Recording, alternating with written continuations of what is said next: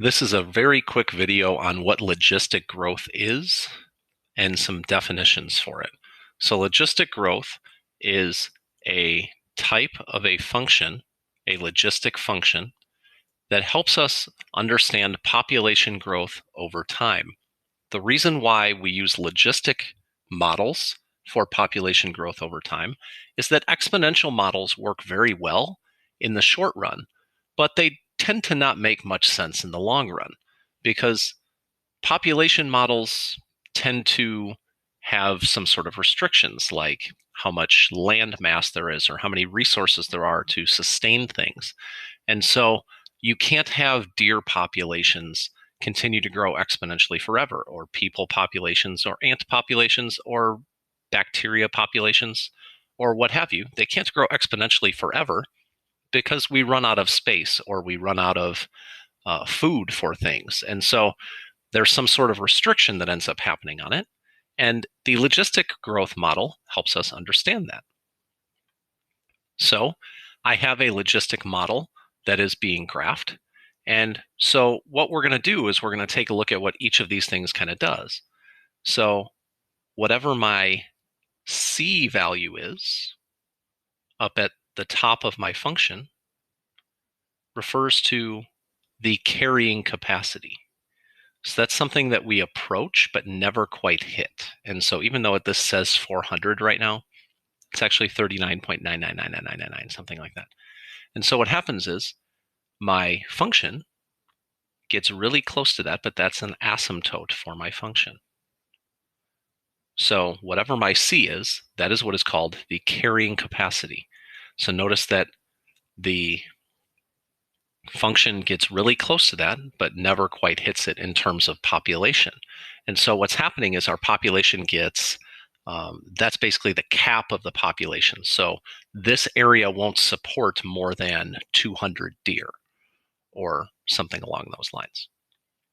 So if I extend this to be a lot bigger, my carrying capacity can get a whole lot bigger. It's not like there's any sort of problem with a large C.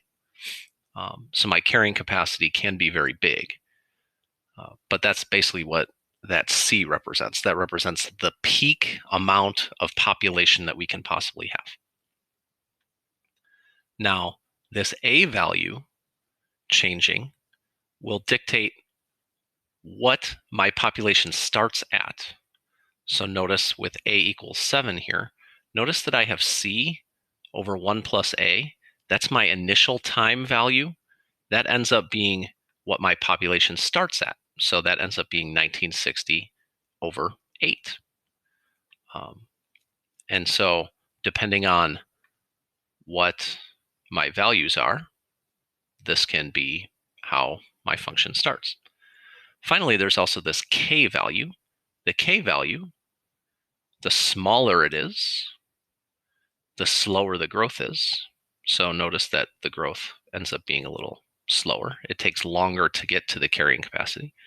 Whereas if my growth rate is faster, the K is higher. So this gets to the carrying capacity much faster. Slower, faster.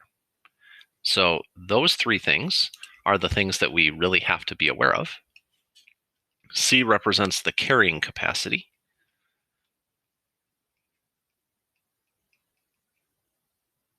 So the carrying capacity is the largest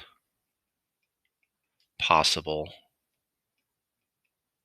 population. C over 1 plus A represents the initial population.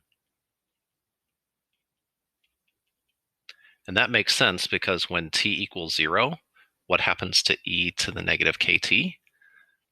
That would become 1.